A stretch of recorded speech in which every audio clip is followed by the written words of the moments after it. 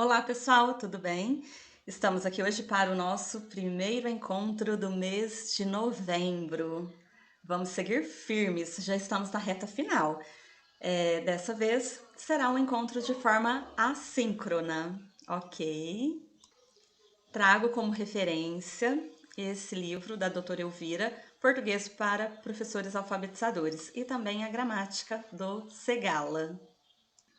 E, para a nossa reflexão, essa epígrafe. Não há currículo ingênuo, ele sempre implica em uma opção. Da mesma forma, não há prática pedagógica ingênua, ela sempre implica em opções, escolhas e também vai muito de encontro com as nossas concepções, com as nossas ideias. O que a gente pensa, né? Nós levamos ali para a sala de aula. Então, o que é preciso aprender inicialmente de gramática, tá? Na aprendizagem inicial da leitura e da escrita. Para, né, a doutora Elvira, ela fala que precisa aqui de alguns elementos básicos, tá? Para que a criança possa escrever, não só a criança, tá? Qualquer pessoa em sua aprendizagem inicial, tá? Do sistema de escrita alfabética, nesse processo de alfabetização para que ela possa, né, escrever sentenças simples e ampliar posteriormente os parágrafos. Então, ela precisa aprender sobre os verbos, pontuação, uso de conectivos para sentenças, os parágrafos, quais são esses conectivos? Preposições, conjunções, dos quais, né, dependem a coesão e a fluência do texto. E ainda palavras que funcionam como modificadoras de substantivos, que são os adjetivos. E também as palavras, né, que modificam os verbos, os substantivos, adjetivos e do advérbio, tá? Então, hoje nós vamos ver um pouco mais sobre os verbos. Não significa que vamos esgotar, tá? Tudo sobre verbo, não. É assim, de forma geral, nós vamos ver, tá? Quais são esses aspectos básicos que são imprescindíveis para nós, professores alfabetizadores, ok? Então, o verbo é esse elemento central da sintaxe. E nós temos os verbos de ação e ligação. Então, os de ação, eles expressam um movimento, um comportamento ou uma ação. Já os de ligação, eles têm a ver com a condição e o estado do sujeito. Então, aqui alguns exemplos. As crianças brincam de bola, todos gostam de batata frita. Verbos de ligação. O bolo está gostoso, o café está frio. Jogar peteca é uma brincadeira indígena. Então, há verbos que funcionam, né, como verbos auxiliares para a formação do tempo composto. E é o caso do ser e do estar. A cigarra está cantando. Acho que vocês puderam ouvir aí, ao fundo, tá? Tem muitas cigarras aqui cantando, realmente. O vento está soprando muito forte, tá? Então, aqui, esse tempo composto está cantando, está soprando. Nós temos dois verbos. Então, os tempos verbais, eles indicam, né, o que acontece situando no tempo, tá? Então, dá pra gente saber, né, a partir do verbo, o que acontece, aconteceu, acontecerá, aconteceria ou teria acontecido. Ou, né, o que, quem é, quem foi, quem seria, será ou teria sido. Vamos ver um pouco mais sobre os verbos de ação. Então, segundo os estudos da neurociência, ele é o eixo central de maior significação para a elaboração das sentenças. Eu tenho outro vídeo que eu falo sobre o meu trabalho com sentenças, tá? Que tem mais assim, detalhes sobre como é esse trabalho, que eu desenvolvo com as crianças desde o primeiro ano do ensino fundamental 1. Então, o que que acontece, né? O verbo de ação, ele promove memórias. Então, ele é necessário, né? Ele é fundamental para que, né, as crianças possam se apropriar da estrutura básica da língua portuguesa, tá? Para a escrita de sentenças.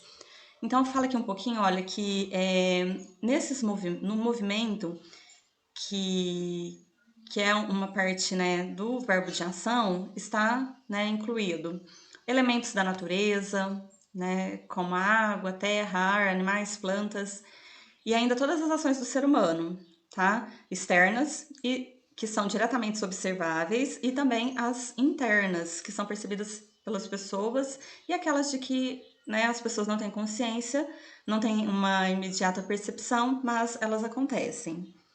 Então, esse verbo, né? Então, ele pode vir sozinho, formando a sentença. No caso, ele vai ser considerado intransitivo quando isso acontece. Então, aqui, exemplo: chove, caiu. E essa sentença pode ser ampliada: chove em Franca, caiu o pagamento. E o verbo de ação em geral, ele necessita do sujeito, tá?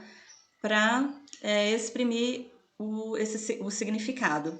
Então, nasceu, né? Porque mesmo que o verbo intransitivo, ele sozinho, ele consiga expressar ali na sentença, né? A gente consiga entender o que está acontecendo ali, mas dentro do contexto, a gente vai compreender isso. Porque às vezes, né, fora de contexto, se falar assim, caiu, tá, mas o que caiu? Quem caiu? A mesma coisa que nesse exemplo, nasceu. Quem? O que?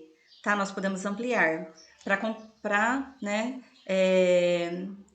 para ficar mais completo esse sentido, porque fora de contexto a pessoa não entenderia, tá? Apesar que nós iríamos utilizar aqui, né, dentro de um contexto, tá?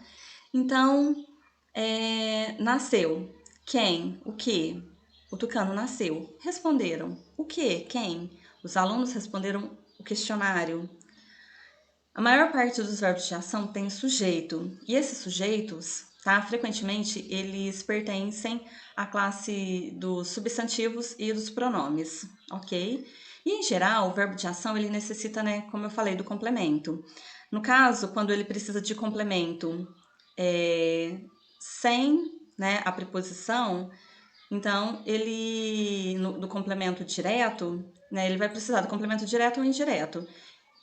Chamamos de transitivo direto, né, quando ele precisa de complemento sem o conectivo. Então, ele vai ser transitivo direto quando ele não precisa do conectivo, não precisa da preposição. Quando ele precisa da preposição, ele será considerado transitivo indireto, tá? Então, ficaria assim, né, o sujeito, o verbo, mais o objeto direto ou indireto, tá? Esse objeto aqui é o complemento do verbo, ok? Então, aqui, os pássaros comem. Se a gente parasse aqui, os pássaros comem só com o sujeito, né? Os pássaros e o verbo comem, comem o quê? Sementes, tá? Então, aqui, no caso, quando ele precisa de complemento, né? Do conectivo. Macacos gostam. Gostam de quê? Curumins brincam. De quê? Tá? Então, esse de aqui, essa preposição,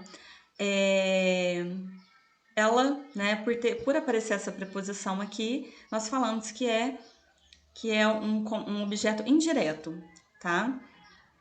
Então, assim, essas questões, essas especificidades, se é intransitivo, se precisa ou não de complemento, se é direto ou indireto, tá? Que tem a ver, né, com o predicado da sentença. Isso são conhecimentos importantes, tá? Indispensáveis para nós, professores alfabetizadores. Porque para as crianças, nós vamos falar o quê? Olha, nós vamos escrever a sentença, você vai dizer, né, o que está acontecendo ou com quem, vai ampliar essas sentenças, tá? Então, no caso, se nossos alunos ou alunas estivessem escrevendo sentenças com o verbo brincar. Então, eu brinco. Brinco de quê? As crianças brincam, brincam de quê? Então, nós iríamos dizer, olha, precisa dessa palavrinha aqui, o de, mas não, a gente não precisa falar, é uma preposição, e explicar como que a preposição, né, o funcionamento dela na língua portuguesa. Ainda não, nesse momento inicial não, tá? Nem tampouco também falar, olha, né, o eu aqui, o pronome, ele está, ou o substantivo, está funcionando aqui como sujeito dessa oração. Não, mas ela precisa perceber o quê? Que precisa ou não desse conectivo, tá? e que ela está ampliando as sentenças para que fique um sentido completo, ok? E como esses verbos funcionam na sentença? Então vamos lá. Na língua portuguesa nós temos 3 terminações: ar, er e ir. Tá? Os verbos que terminam em ar são da primeira, em er da segunda e em ir da terceira. Então, nós vamos começar esse trabalho inicial no primeiro ano com os verbos regulares, porque nós temos os verbos irregulares também. E a partir daí, a criança, ela compreendendo como é o funcionamento, que existe esse padrão nas terminações em ar, ela irá posteriormente transferir para a segunda e a terceira conjugação, ok? Então, aqui, na sala de aula, ensinar, né, o verbo e seus padrões, tá? Para formação de memórias, para a criança aprender, né, essa sintaxe básica da língua portuguesa. Isso deve ficar consolidado o quê? Até o final do segundo ano, tá?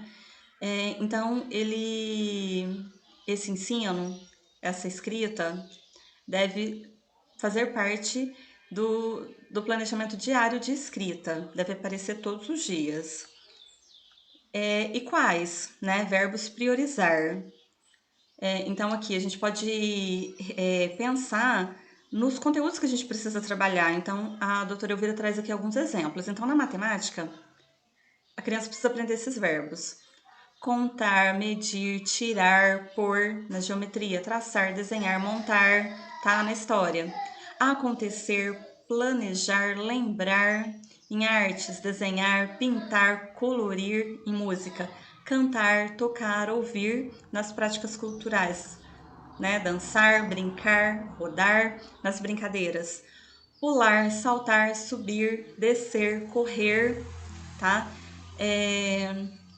E em todas as áreas de conhecimento científico formal, né, modificar, transformar, mudar, então esses são verbos essenciais que a criança precisa aprender nesse começo, tá bom? Bom, por hoje é isso, fico por aqui, tá? Até mais. Tchau, tchau.